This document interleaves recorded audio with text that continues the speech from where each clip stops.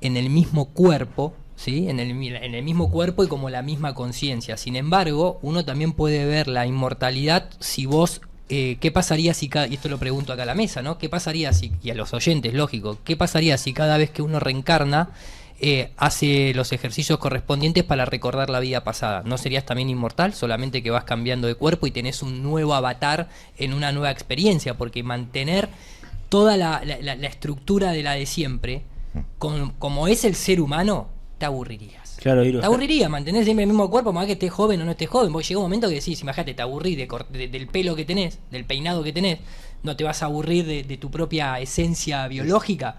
Entonces, acá el problema de la eternidad es el no recordar, ese sistema que parece estar, para mí, muy bien diseñado, no como trampa, sino como liberación, justamente, que es el no recordar en el modo default cuando volvés a encarnar, porque si vos tuviste una vida fantástica está todo bien, pero si tuviste trauma, imagínate arrancar la vida nueva ya con la deuda traumática, no podrías existir. Esa es la clave de la desvalorización y de la desorientación, anularnos la idea de la reencarnación también. Bueno, obviamente. Porque si te anulas la idea de que eres un alma, un espíritu que viene de ella, ahí te están anulando la idea de la reencarnación, que precisamente es lo que han tenido en cuenta todas las culturas en la historia, incluso aquí, la nuestra, en la península ibérica, los griegos, todos, hasta que llegó la Iglesia Católica. Sí, justamente anuló esa idea y solamente estaba el volver con el mismo cuerpo, pero no la reencarnación del alma. No, sino la resurrección de los muertos. Exacto. Y no es menor, me parece, perdón, no es menor el detalle, porque en esto de la inmortalidad, creo que todas las personas que están en el camino espiritual, que se reconocen como espíritu, son conscientes hace rato de que esa inmortalidad existe. Pero este tipo liga la inmortalidad a la frase que dice a consecuencia, habla de detener el envejecimiento.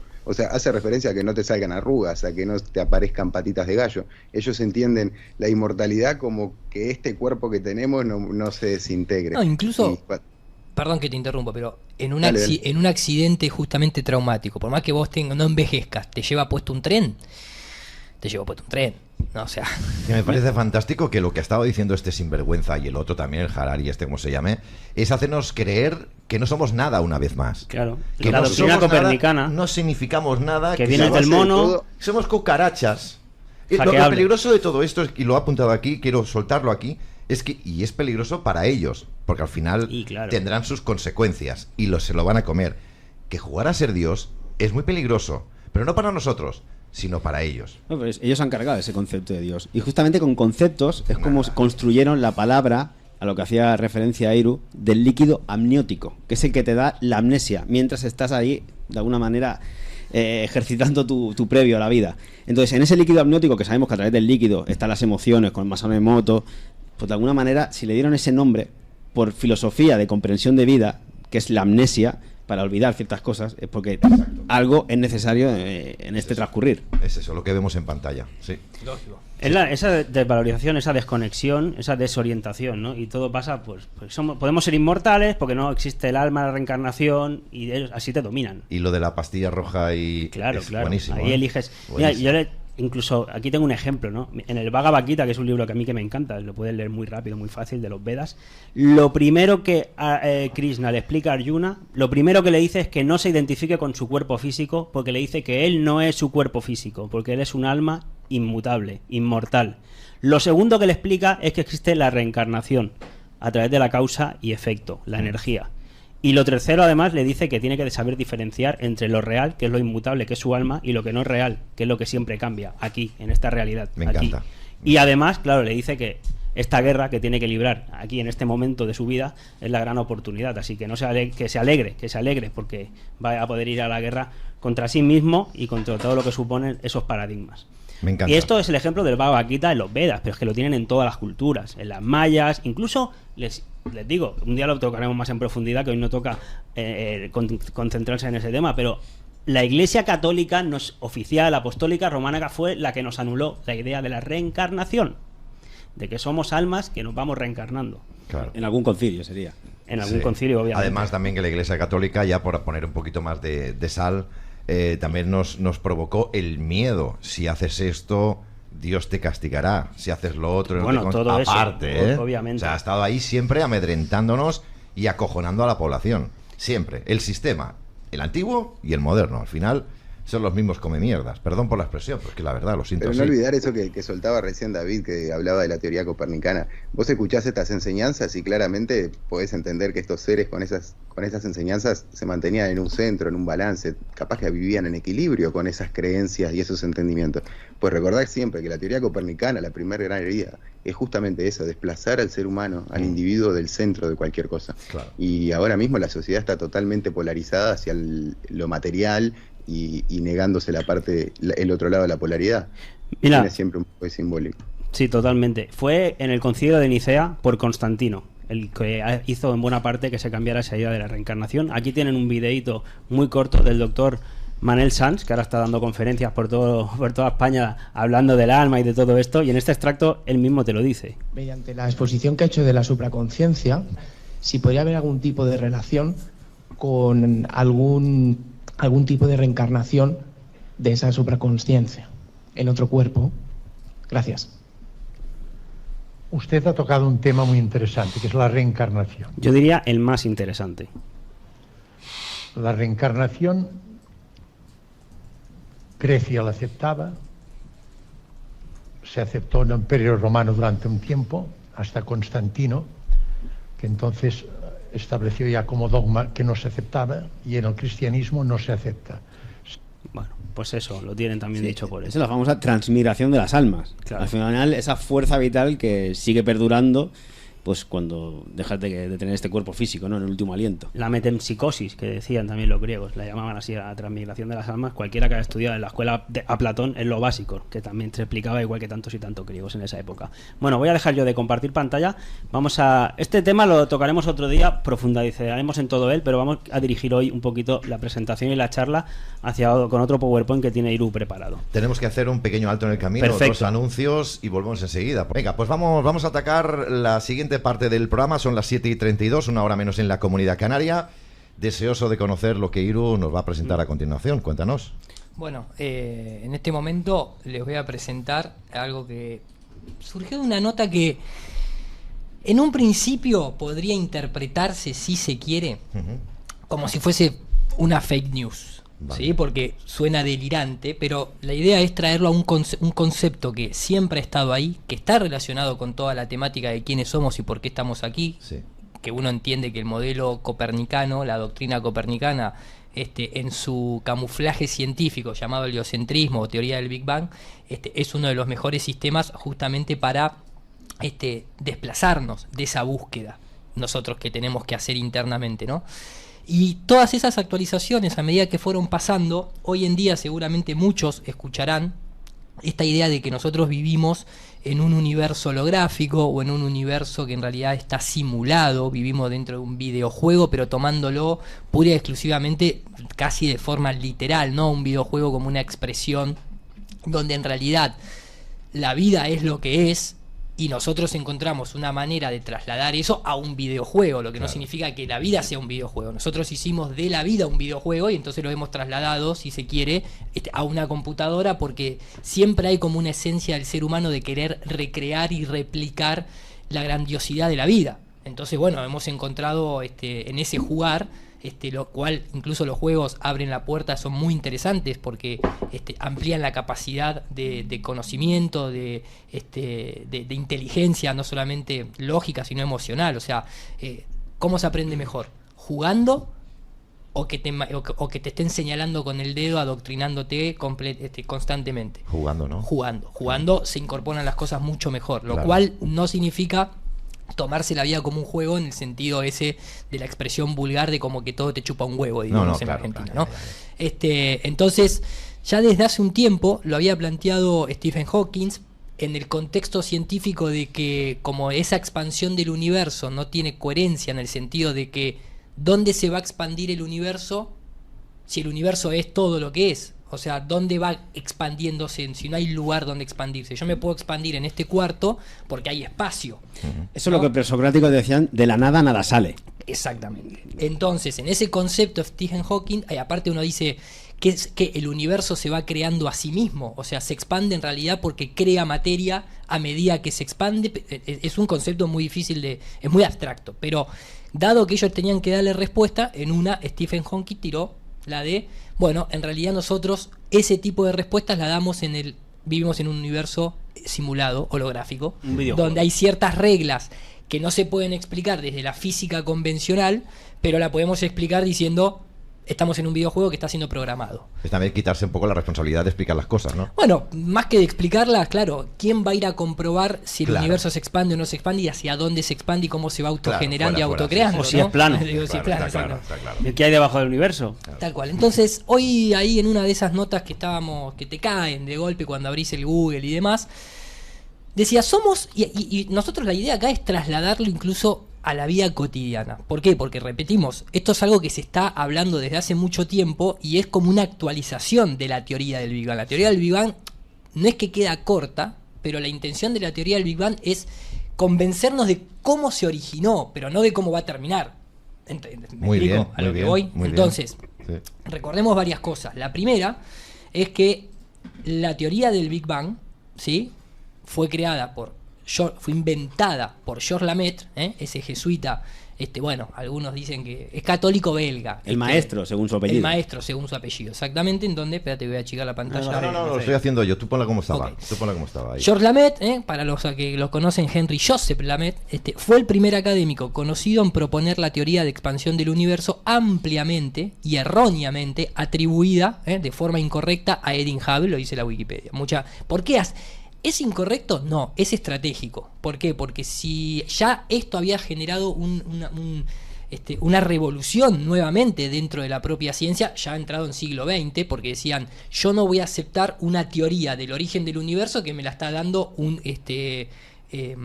catedrático religioso, porque me están tomando el pelo. O sea, supuestamente la ciencia tiene que estar en la vereda opuesta.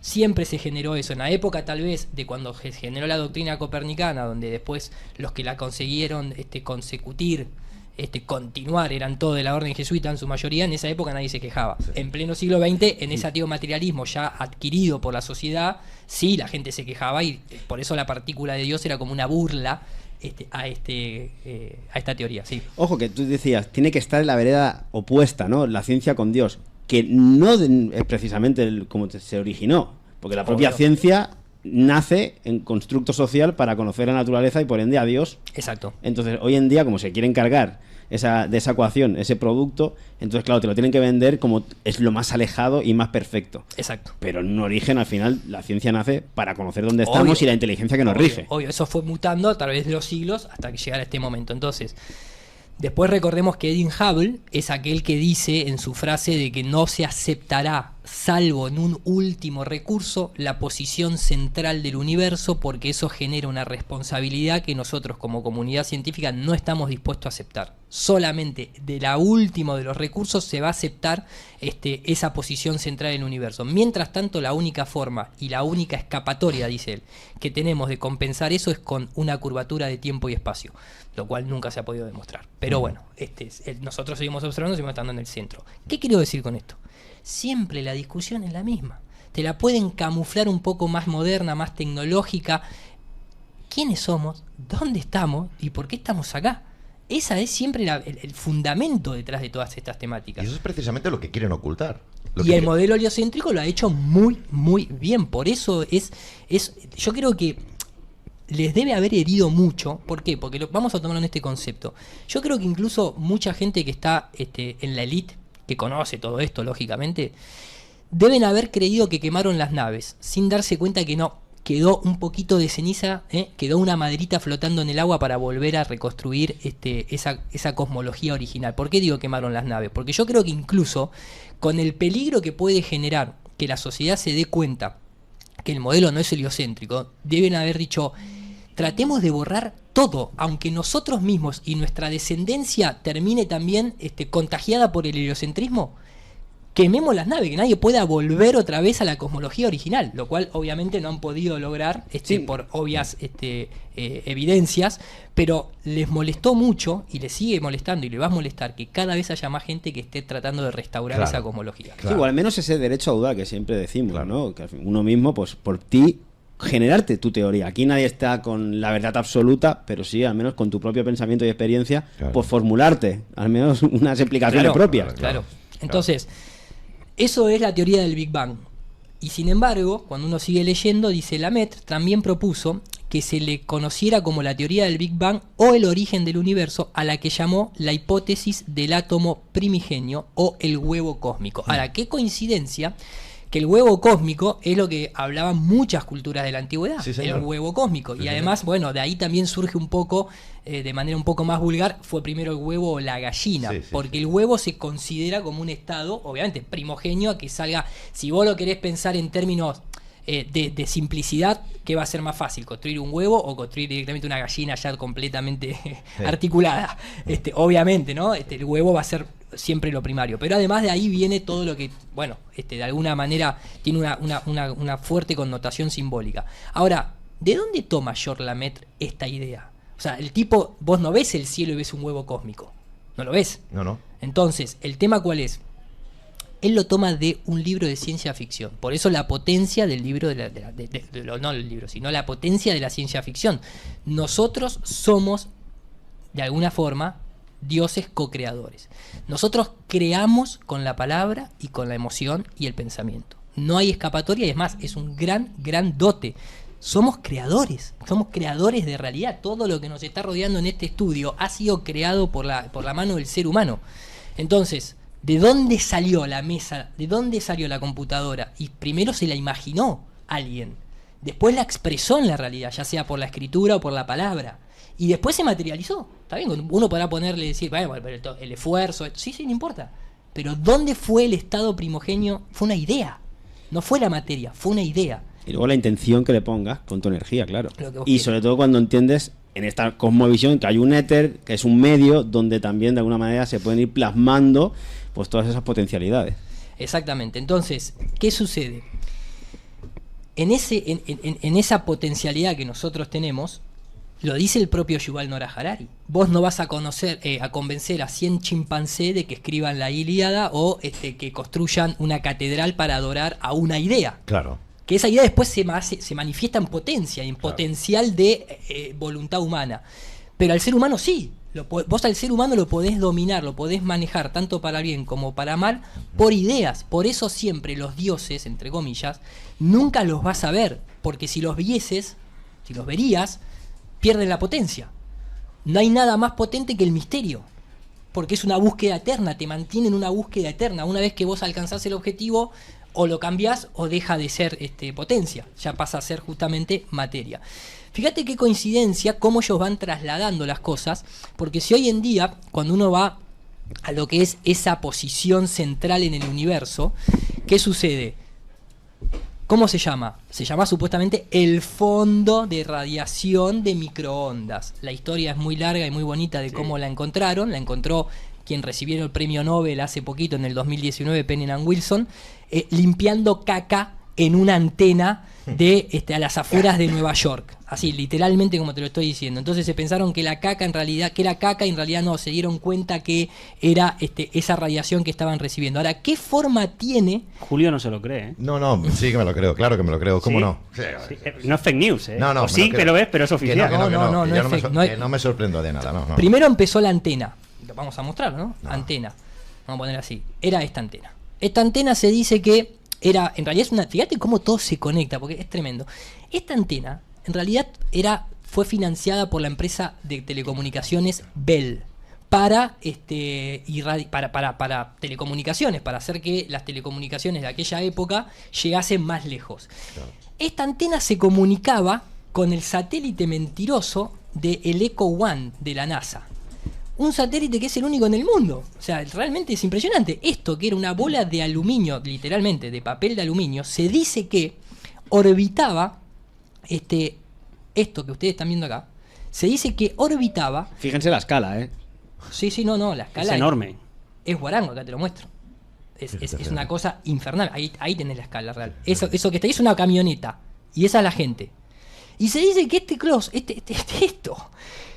orbitaba 1200 kilómetros en el espacio exterior, como un globo, si se revienta a los 30 kilómetros, un globo de la tecnología actual, súper presurizado, como un globo de papel aluminio, porque es literalmente, es más, te ponen el récord de cuántas cajillas de cigarrillo hubiesen hecho con ese papel aluminio, va a estar inflado en el espacio exterior. Bueno, supuestamente esa antena, esta antena que está acá apuntaba a ese satélite. Mejor que la ISS esa tecnología. Totalmente, querido. Totalmente. Rebotaba las telecomunicaciones y bajaba. ¿Qué pasa? No funcionaba muy bien, porque no estaba a 1000 kilómetros y era un globo que estaba ahí flotando. Entonces, y la batería no era muy buena. Entonces había que darle una función a esa antena. Entonces aparece estos dos tipos que estaban por quedarse sin laburo. Ahí está Pennis y Wilson. O Wilson, no sé cómo se pronuncia, que le dieron el premio Nobel ahora en el 2019 por este descubrimiento. Y los tipos dijeron, nos estamos quedando sin laburo, hay que ir a limpiar la antena porque, literal, hay caca de paloma ahí en las afueras de Nueva York.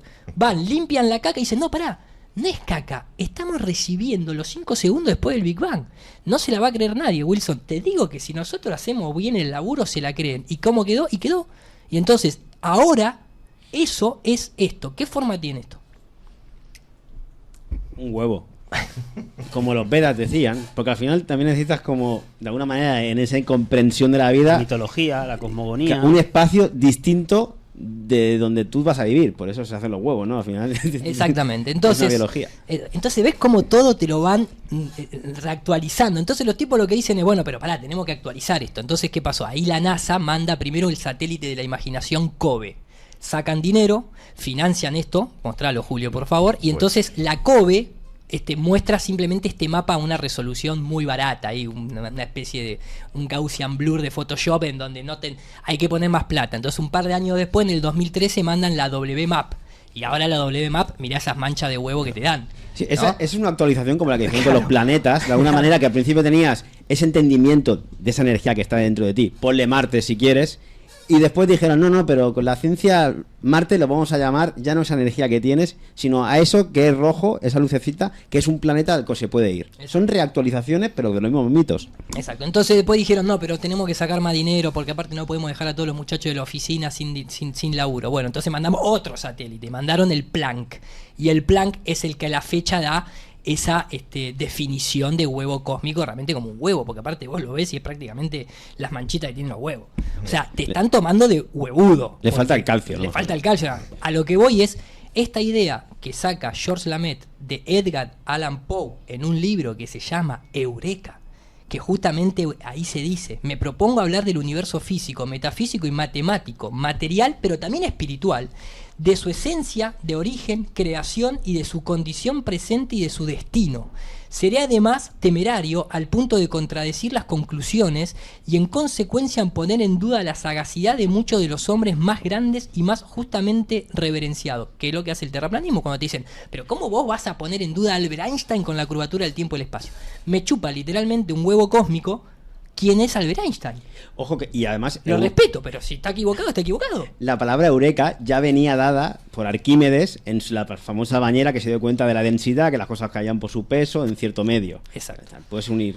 Entonces dice, para empezar, permítamese anunciar con la mayor claridad posible, no el teorema que espero demostrar, no lo espero demostrar, es un ejercicio mental, pues por más que digan los matemáticos, no hay en este mundo, por lo menos, nada semejante a una demostración, sino la idea conductora que a lo largo de este volumen intentaré continuamente sugerir. Mi proposición general es la siguiente: en la unidad original de la primera cosa se halla la causa secundaria de todas las cosas, junto con el germen de su aniquilación inevitable. Necesitas un propósito, eso es lo primero, una idea, según él, para después poder ir generando causas y efectos. Exacto. Entonces, de ahí toman lo que hoy conocemos como el Big Bang. No es una cuestión meramente científica, es una idea. Es una idea de algo que no se va a poder tal vez demostrar, que es cómo fuimos creados. Vamos a tener una idea, una sugerencia, que ni siquiera tal vez sea necesario demostrarlo, sino que hay que tomarlo como una idea potencial para estar en esa búsqueda constante. Y no solamente el origen del universo, sino el origen nuestro. E incluso, nuestro como seres humanos, pero incluso también, ¿qué viniste a hacer? ¿Cuál es el propósito? Incluso, ¿de dónde venís vos en esta encarnación? Todo eso se lo lleva puesto inteligentemente la doctrina copernicana. ¿Bien? Entonces, siempre decimos que una cosa es el ser y la otra es el saber. El saber a lo mejor sería como conocer tu propósito, pero luego está el ser que ejerce la voluntad de seguir ese camino. Por eso el conocerse y sacar la impronta y la energía suficiente como para seguir lo que has conocido. Esta idea, más allá de Edgar Allan Poe... Se me está haciendo cuesta arriba el programa hoy, ¿eh? les decimos a los que nos están escuchando. Y claro, sí, pero es que o sea, Lola está prestando atención. Viene siguiendo perfectamente el hilo de la conversación. Yo te sigo. Mi amor, yo te sigo. ¿Pero no te gustó esa mirada penetrante? Muchísimo. De huevo cósmico. Muchísimo. ¿No se te puso un huevo cósmico? Y el otro también. Y Martín, aplica. Básicamente, Julio, te están contando algo resumido que muchas veces hemos visto acá. Los tipos estos han actualizado un relato, un cuento, una mentira. Algo que estaba lejos del alcance de ser comprobado por otros. Y que para sorpresa de nadie está basado generalmente en pajas mentales, se puede decir. En ideas sueltas, y claro, lo que le conviene a la iglesia para el relato que están a punto de construir, me estoy posicionando a la época, lo que le servía lo iban tomando. Y por supuesto aquel a cual le adjudicaban la autoría de lo que le servía y lo ponían como un ídolo, que las generaciones nuestras han ido adorando, como el fenómeno de Einstein que nombraban recién, y tantos otros, ¿no? Estamos como revisando los fundamentos en los que se basa la filosofía que nos quieren hacer vivir en la sociedad. Yo quizás no me he interpretado bien, no me he explicado bien. Sí que lo entiendo. ¿Te gustan más los vídeos? No. Pasa que estamos en una sociedad que esto que estamos hablando aquí, me pongo en la piel de muchos espectadores, y con que están acostumbrados a que les digan qué es lo que tienen que hacer, que esto es insignificante y que esto de espiritualismo y todo esto es una tontería, lo que hacen es, bueno, pues seguir su camino, ¿no? Es un tema muy profundo, es un tema que necesita que te pares y que empieces a pensar. No lo decía por otra cosa. Obvio, yo creo que este punto es muy profundo. ¿Por qué? Porque justamente nosotros nos estamos dando cuenta que el ser humano ha estado alejado de estar buscando el autoconocimiento, de estar conociéndose a sí mismo y demás. Estamos súper acostumbrados a eso. Entonces, de repente, que se planteen cuestiones que vienen a sacarnos ese dogma de que fuimos creados a partir del Big Bang y venimos del mono, al sacar eso, es inevitable que eso represente un vacío dentro de cada ser, que hay que tener los dos huevos cósmicos bien puestos para aguantárselo. Y casualmente nos está tocando un tiempo en el que nos estamos transformando en esos seres que soportan ese vacío. Capaz que nunca sabremos de dónde vinimos, capaz que la búsqueda y el camino es la recompensa, qué sé yo. Lo que estamos seguros es que lo que ellos te quieren grabar en la mente, que te disminuye y que te aleja de ese camino, es mentira. Totalmente, Martín, totalmente. Por eso vamos a ir un poquito más para atrás para llegar al origen.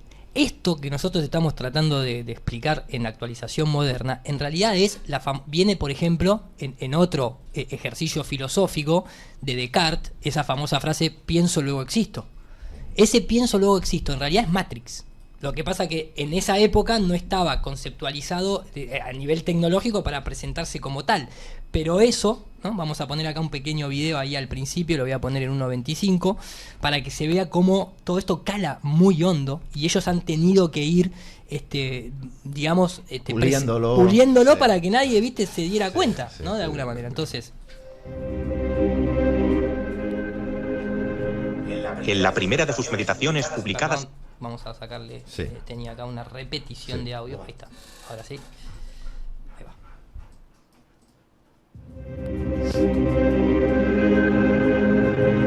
En la primera de sus meditaciones publicadas en el año 1641, el filósofo francés René Descartes imaginó un genio maligno de suma potencia y astucia que emplea sin descanso todas sus fuerzas para engañarle.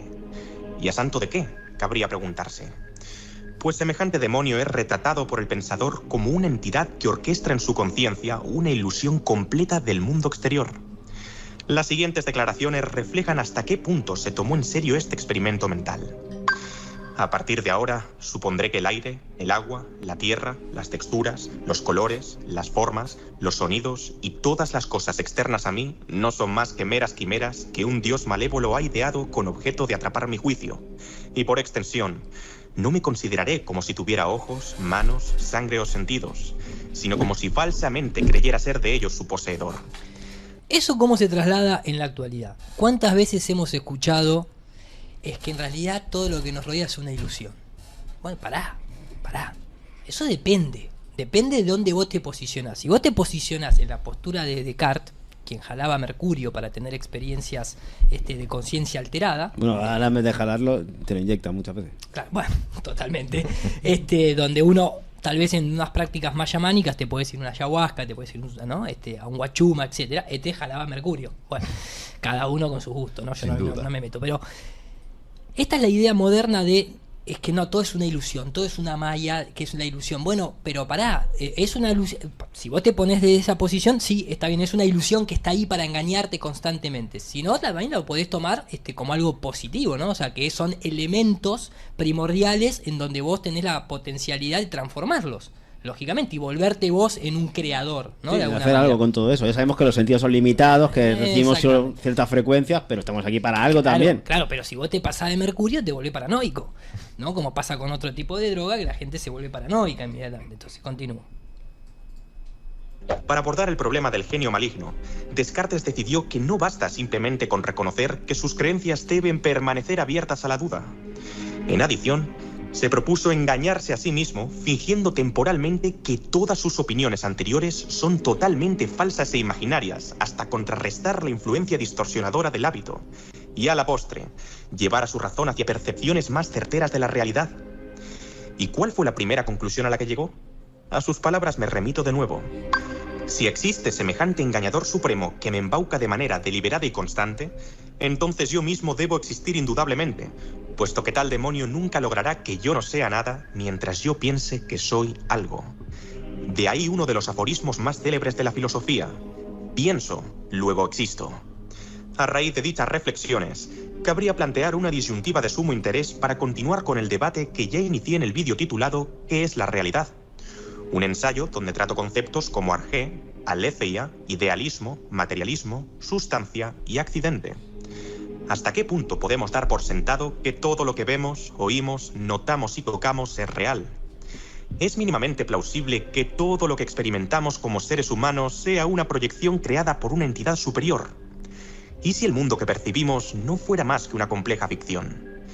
Bien, lo cierto es que existe una larga historia filosófica y científica que aborda el supuesto en cuestión, desde el sueño de la mariposa de Zhuangzi y Dest, un trance en el que el maestro se cuestiona si es él quien sueña ser una mariposa o si es una mariposa la que sueña ser él, hasta la narrativa del velo de Maya en la tradición budista mahayana y Dest, un concepto que describe cómo nuestra percepción limitada y engañosa de la realidad nos impide ver su verdadera naturaleza, pasando por el escepticismo pragmático de Anaxarco en la antigua Grecia, un hombre que comparó los objetos externos con una pintura escénica similar a las impresiones experimentadas en el teatro, el sueño o la locura.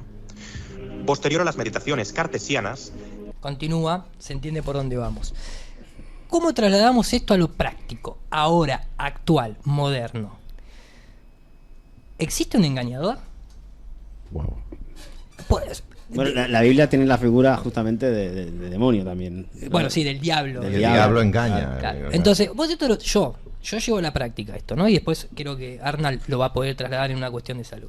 El primer engañador sos vos mismo. Hay una frase que dice: el hombre que vence a otros hombres es fuerte, el que se vence a sí mismo es poderoso, porque para vencer a otro en el plano físico tendrás que ser más o menos fuerte, pero para vencerte a vos mismo no te puedes pegar 4 cachetazos. Está bien, si sos un jesuita te pegás látigo para trasladar, ¿no? Para modificar la conciencia, pero vos tenés que argumentarte a vos mismo. O sea, ponerle huevos a la situación de la vida para decir, tengo que cambiar esta conducta que estoy teniendo. Y está tu conciencia. Y ese es tu diablo, es el diálogo. Es el hablar, ¿no? El angelito y el... ¿Por qué el demonio es rojo?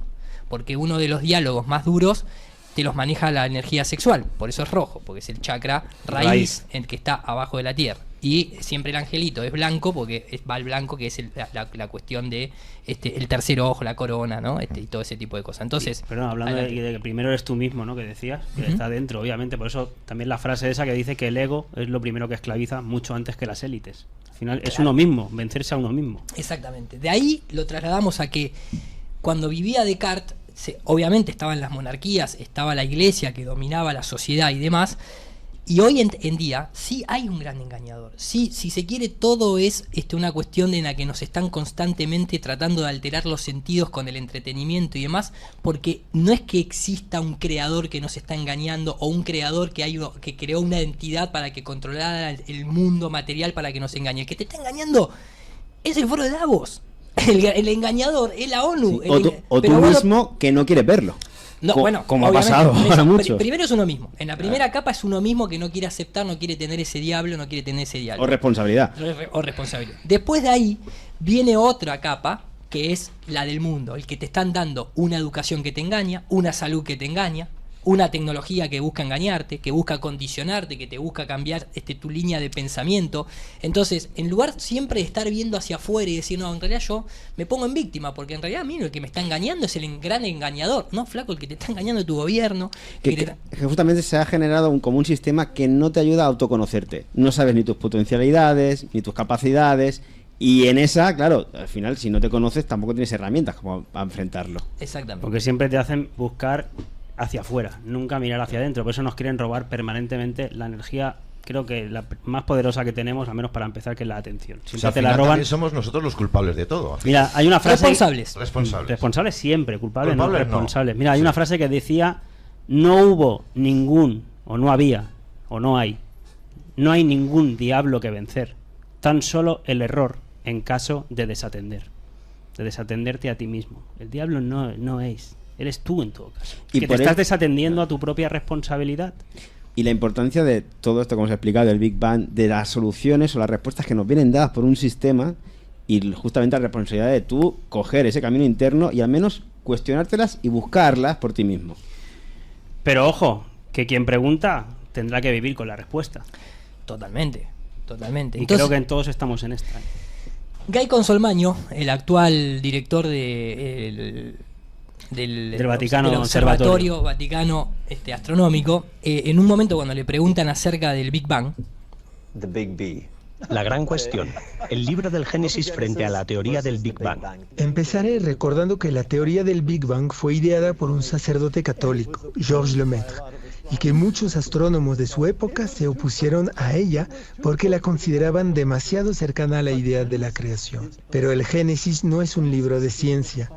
El Génesis es un libro sobre Dios, y todo lo que dice sobre Dios no solo sigue siendo cierto, sino que ahora que sabemos más sobre cómo se creó el universo, es aún más importante y más cierto de lo que el pobre tipo que escribió el Génesis podría haber creído. Eso es durísimo, muchachos, discúlpenme, siempre lo recalco. Lo que ahora nosotros sabemos y lo que entendemos del universo es mucho más superior a lo que el pobre tipo que escribió el Génesis. Pero ¿cómo? Si el Génesis no fue inspirado por Dios, ¿cómo el pobre tipo que escribió el Génesis? Los jodidos que te lo dicen desde la propia iglesia. Eso se ha convertido en la iglesia a día de hoy. En una total herejía de los principios que tenía. Lo que pasa que es verdad que, aunque a mucha gente le incomode, el Génesis que nosotros leemos en el libro en la Biblia, que es en el Pentateuco que está, la recopilación. Exactamente, tanto en la Biblia, en el Pentateuco, el libro del Génesis está inspirado en lo que concedían como la creación del universo los babilónicos. Tomaron lo de Babilonia porque ahí supuestamente los judíos estaban en cautiverio, que después vino Ciro, los ayudó a liberarse, y entonces trasladaron esa ciencia de ese día al Génesis bíblico. El Génesis bíblico es inspirado en el Génesis babilónico, pero claro, el Génesis babilónico no está inspirado en el acadio en el asirio, y del asirio en el sumerio. Bueno, y hasta ahí podemos rastrear. Tienes toda la unión, que también Nietzsche lo hace, ¿no? Con Zaratustra, tú que hablas de Ciro y los persas y toda la historia, que es al final la síntesis del monoteísmo. Tal cual, que vino después. Claro, pero Nietzsche agarra ahí como los grandes problemas que vienen a la sociedad cuando crees que solo hay un único Dios en el aspecto energético. Exacto. Porque al menos al tener un panteón de dioses muy distinto, también es mucho más autoconocimiento, porque son energías que tienes. Exacto. Y ahí un poquito con Zaratustra pues termina. Exactamente, con el zoroastrismo, digamos, básicamente, ¿no? En lo que el libro del Génesis, capítulo 1, los 7 días de la creación, ¿qué te dicen sobre Dios? Se toma el modelo estándar de la creación sobre la ciencia de su día, en el momento de la cautividad de Babilonia hace 2500 años. La mejor ciencia de aquel entonces, por supuesto que iba a estar obsoleta 100 años después. La mejor ciencia de iba a estar obsoleta 100 años después. La mejor ciencia de ahora, dice, aquellos tiempos decía que el mundo era plano y que un grupo de dioses lo hizo por accidente y que había un... ¡Mentira! Por accidente. Ahí estás trasladando ese relato bíblico de la culpa, ¿no? No, por accidente, no, al contrario. Claro, al contrario, lo hizo con un propósito. A conciencia. A conciencia y para el desarrollo espiritual y material del ser humano, para que venga a experimentarse y experimentar la fuente. O sea, ¿qué accidente? dragón llamado Tiamat, que es la palabra que el Génesis usa para el caos. El libro del Génesis toma ese pedazo de ciencia que todo el mundo conoce y lo expresa a su manera. Comienza diciendo: en el principio Dios ya está ahí en el principio. No, en el principio Dios dijo, porque crea con la palabra: hágase la luz. Sonido y frecuencia hacen la luz. Vibración y frecuencia dan la luz. Sí. Entonces acá el tipo muy jesuita, está tergiversando intencionalmente y va a terminar diciendo: Dios está ahí antes de que haya un universo. Dios no es un Dios de la naturaleza que mueve los hilos dentro de la naturaleza. Dios está fuera del espacio y del tiempo, y eso es tan importante y tan profundo que hasta el día de hoy a la gente le cuesta flexionar su raciocinio ante ello. Siguen queriendo que Dios sea otro Zeus, o simplemente otro Dios importante que hace que las cosas sucedan en el universo. Eso no es lo que Dios es.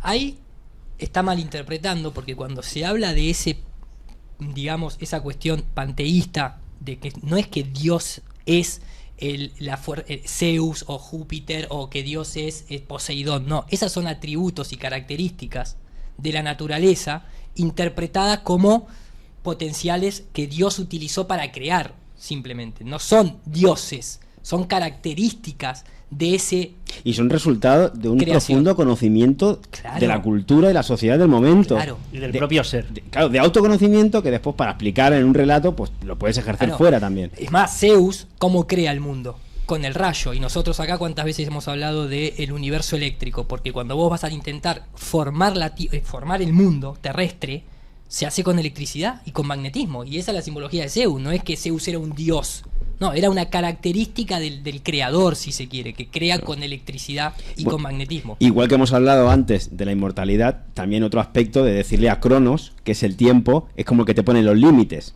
pero porque tiene los anillos, ¿no? Que es Saturno. Pero claro, es que justamente la vida tiene unos límites. Es una comprensión de la vida de uno mismo elevada pues a un panteón de dioses, que en ese caso le pusiste Cronos. Es tan simple como, imagínate, Julio, que si yo a vos te digo que sos un ser eterno en este cuerpo físico, ¿para qué te vas a, entre comillas, esforzar en aprender una profesión en 5 años? Si tenés todo el tiempo del mundo. Cierto. Eso se te podría volver tan en contra que no encontrarías sentido para levantarte todos los días. Porque decís, bueno, pero hoy no me esfuerzo.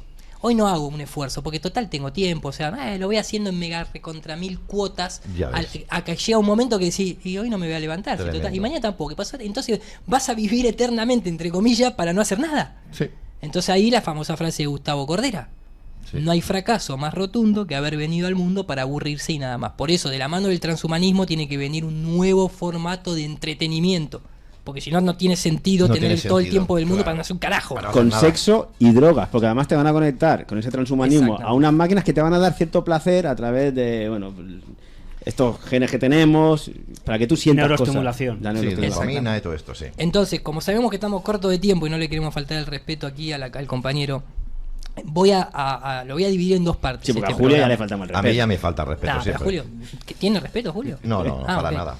Entonces, ahora lo que dice ahí el jesuita George Lamet, el jesuita Guy Consolmaño, él dice: incluso yo espero que así como el Génesis 100 años después se quedó anticuado, la teoría del Big Bang, tal vez en otros 100 años a partir de este momento, va a ser anticuada. Y es más, él dice, espero que sea así, porque si no, entonces no habría como una evolución científica. Y eso ya comenzó, porque cuando nosotros leemos el universo es un videojuego, estas son sus reglas según un matemático de Oxford, que hace alusión a un universo simulado, que es lo que vamos a leer el jueves que viene, en realidad no viene de la mano de que hay que actualizar al creador del universo. Está bien, está el Big Bang y está la raza humana, pero ¿quién creó? Seguimos estando con la misma duda. Entonces ahora esa actualización es la que, por ejemplo, va a decir de Grace Tyson, que lo toma de Stephen Hawking, que lo toma de... esa actualización de Descartes, ya no es más el genio maligno. Ahora es, ¿no? Un programa de televisión muy visto en Estados Unidos, le dicen, mi pregunta es, Neil, dice, hablamos brevemente antes del show, me fascina porque hay personas que creen que vivimos en una simulación. Que las hormigas de granja no saben que están en una granja y creen que ese es el mundo real. y hemos construido una granja de hormigas para observarlos y ellas a su vez construyen algo más. ¿Cree que podemos ser una simulación de algo más? Desearía tener un buen argumento que contradiciera eso, pero no lo tengo, ¿no? Dando a entender como que, bueno, en realidad somos, ¿no? Dice, comienza en el universo real y con un poder computacional programas otro universo y a su forma de vida y le das la creencia de tener libre albedrío. Esa es la clave del gran engañador del sistema. El sistema a nosotros, en esa actualización, te hace creer que vos estás usando el libre albedrío. Yo soy de los que piensan que tenemos un libre albedrío, pero el problema es que el sistema te secuestró el libre albedrío, porque te hacen votar algo que ya está arreglado, te hacen comer algo que ya está arreglado, te hacen creer en algo que ya está arreglado anteriormente. ¿Me entendés el juego? Por supuesto. Entonces, Clarísimo. ahí está la clave. Ahora, como vivimos en la actualidad y tenemos un mouse inalámbrico, lo que te van a decir es que hay una raza extraterrestre que, así como nosotros hace 10 años atrás jugábamos a un juego que era el Arkanoid, y jugábamos al ping pong con 2 rectángulos pegándole una pelotita, y ahora tenemos juegos de simulación en donde te pones las gafas y son hiperreales. Entonces, una civilización super avanzada de extraterrestres que generaron una gran computadora donde estamos todos enchufados. Chupame los huevos cósmicos. Tomate una ayahuasca si querés ver a dónde estás enchufado, entre comillas. Pero ellos tienen que actualizar esa teoría. Entonces ahora, como se viene el Blue Beam y cambian de creador, y el creador son los extraterrestres, los reptilianos, los Anunnaki, que está mal interpretado. Sí, mañana será Dios, un extraterrestre será Dios, y pasado mañana será una inteligencia artificial. Porque Exactamente. estamos viendo esa actualización hacia dónde va. Entonces los tipos, acá te están dando la clave. La clave es, el sistema lo que necesita es que vos no uses tu libre albedrío para decidir. Que decida el sistema por vos, pero que vos al mismo tiempo te engañes y creas que vos estás tomando la elección, que cuando vas al supermercado estás eligiendo. No, estás eligiendo dentro de lo que te pusieron. Ese concepto se traslada a toda la vida y el sistema. Y ahí es la ilusión. La ilusión no es la materia. La ilusión son las ideas que te metieron en la cabeza. Por eso el sistema educativo comienza enseñándote los planetas antes de decirte cómo te llamas. Con condicionamiento, con manipulación mental, robándonos la atención hacia adentro, que nos la envían hacia afuera, no puede haber plena conciencia de todas nuestras acciones, de las causas y los efectos de ellas. Con lo cual, si no hay plena conciencia de todos los efectos que van a tener nuestras acciones, es imposible que tomemos decisiones con nuestro libre albedrío. Será con el de otros, no es con el nuestro. Exacto. Entonces, para cerrar, acá... A mí es que se me ocurren tantas cosas con este melón que se va abriendo, ¿no? Que se va charlando, tenemos que cortar una. Tranquilo, pero... Jordi, pará, no te pongas así. Pero lo de la reencarnación, por ejemplo, para dejarla ahí votando, ¿no? No, porque el tipo es el único que se viene con camisa y se piensa que está por encima de todos nosotros. Bueno, de Julio no. Yo está diciendo que cortemos porque es muy tarde ya y hay que... A mí no me metas en tus mierdas. Pero igual podemos acabar un poquito más tarde siempre. Obvio. Pero esto se me ocurre, ¿no? Y muchas veces nos lo planteamos. Vemos que en la naturaleza, por lo general, todo es dual. Siempre hay dualidad, ¿no? Obvio, la noche, necesaria. el día, el frío, el calor, las dos fases, activa, pasiva. Electricidad, magnetismo y después todo Exacto. lo demás. Pero... Fase de conflicto, fase de solución. ¿Y cuándo descansa el alma que está aquí encarnada? ¿Tendrá que ir en algún momento a descansar? Ah, pero espérate, que si nos hacen inmortales, como ellos quieren, alargarnos la vida, ¿cuándo vamos a descansar? Bueno, realmente de hecho, nuestra energía que está animando a este cuerpo físico que no somos nosotros, ¿cuándo va a descansar? ¿O es que quieren que no descanse? ¿Quieren perdernos del todo en este laberinto? ¿O es que en su día comieron del árbol del conocimiento para poder hacerlo? Como dice esa historia, esa alegoría. Menos mal que no comieron del otro árbol, que era el de la inmortalidad, el de la vida. Y de hecho, fíjate que han habido últimamente noticias en donde se condenaba gente a 400 años, a 300 años, así literalmente. Ese era, y claro, si vos te van a dar el transhumanismo, no te van a dar tampoco la libertad. Ahora la penalidad, en lugar de ser 25 años de vida adentro de una cárcel, van a ser, vos sos transhumano, pero te vas a comer 340 años adentro de la... Imagínate ese mundo. Una locura. Bueno, para cerrar, de Grace Tyson lo que dice es, hay evidencia de que esto es un alien que nos programa en el sótano de sus padres, porque el alien es súper mega inteligente y es un niño simplemente programando, y cada vez que hay tranquilidad en la Tierra es porque simbólicamente ese alien dejó de interactuar y de boludearnos. O sea, el concepto del genio maligno, que en realidad todos los problemas son consecuencia de pim pum pam. Para cerrar, el jueves que viene vamos a entrar directamente en esta cuestión de la simulación del videojuego, pero a mí me gusta esa frase que dice una canción de Gustavo Cerati que justamente se llama Vivo. en donde dice: me pondré el uniforme de piel humano, no esperaba tanto resplandor, porque también si dice, cuando encarna se da la luz, ¿no? Y hay un acto incluso de electricidad en el óvulo cuando entra el espermatozoide. Pero en definitiva el fin de amar es sentirse más vivo. El sistema no quiere que vos ni siquiera te ames a vos mismo. Y entonces, ¿cómo te vas a sentir vivo y para qué vas a querer vivir si no siquiera sabés amarte a vos mismo? Claro. Bien, esto era todo. Pues fantástico. No sé si aplaudirlo, quizás sí, ¿no? Bueno, con los pies, puedes hablar con los pies. No, con las orejas también. Martín, si quieres hacer una reflexión. Ha sido muy interesante, cerrar. Mucho. Gracias. Me ha gustado mucho, mucho. Impresionante, ¿no? La exposición, pero ¿qué se puede agregar? Esta gente conoce muy bien cómo anularnos aquello que nos convierte en seres tan especiales, ¿no? Evidentemente está bajo ataque esas preguntas existenciales y ese impulso que los seres necesitan para desarrollar un camino de autoconocimiento, de encontrar un propósito, de tal vez lograr vivir en armonía y en felicidad. Los seres ni siquiera se lo plantean porque son bombardeados por un sistema que nos disminuye completamente y nos aleja de ese tipo de búsqueda. Creo que es evidente, ¿no? Que acá no se trata de dinero, acá no se trata de armas, acá se trata de un conocimiento sobre nosotros mismos y también, por supuesto, sobre el plano que habitamos, ¿no? Es importante saber que estamos de algún modo todos no solo conectados, sino que diseñados en una especie de armonía que creo que nos va a convenir conocer y aprender a respetar, más que nada. Así que nada, yo lo aplaudiría también, pero queda feo. Total.